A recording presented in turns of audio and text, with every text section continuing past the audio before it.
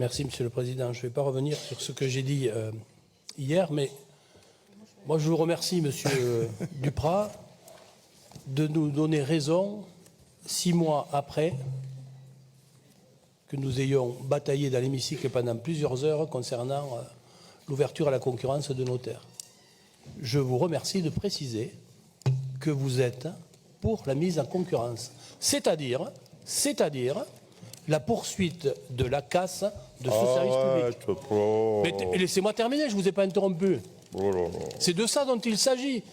Parce que si on avait gardé et le statut, si on n'avait pas mis le paquet ferroviaire, si on n'avait pas, etc., toutes les lois qui ont démantelé cette entreprise, parce qu'aujourd'hui on ne discute pas avec une entreprise, on discute avec 5 branches. C'est de ça dont il s'agit. Et quant aux revendications des cheminots, moi je salue leur lutte pour une seule raison. Parce qu'ils se battent pour avoir un meilleur service public pour les usagers.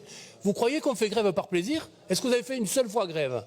Non, moi j'ai fait grève, j'ai jamais fait grève par plaisir. Et à chaque fois j'ai perdu du salaire. Donc, et je faisais grève parce que j'avais des revendications.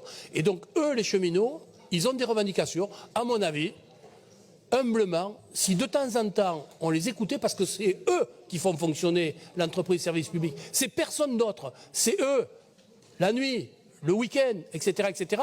Donc respectons-les.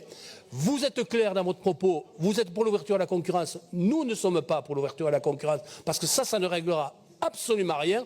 Nous sommes pour une véritable entreprise SNCF intégrée, service public, avec un statut pour les hommes et les femmes qui y travaillent. Donc on ne votera pas votre projet de délibération, votre proposition, mais on vous remercie de nous éclairer 6 mois après sur votre intention qui était qu'au 1er janvier 2024, tout soit ouvert à la concurrence. Merci.